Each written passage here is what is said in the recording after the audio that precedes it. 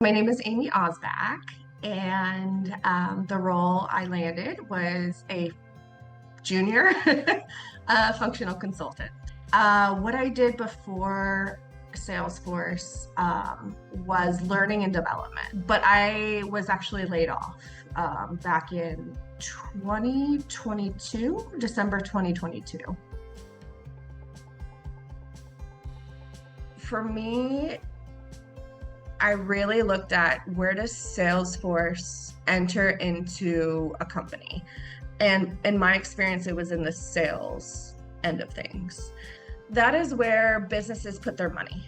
So it's a little strategic, right? It was like, okay, I know that in learning and development, people get laid off all the time because it's seen as like a nice to have, right? It's seen as like benefits.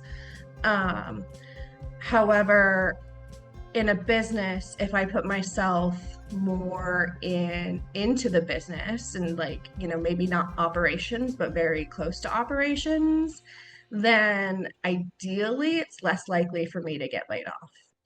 And so I basically put it out there on LinkedIn. I was like, I'm open to any career outside of learning and development. And this was a really hard thing to post for me because I got my master's in learning and development. I was so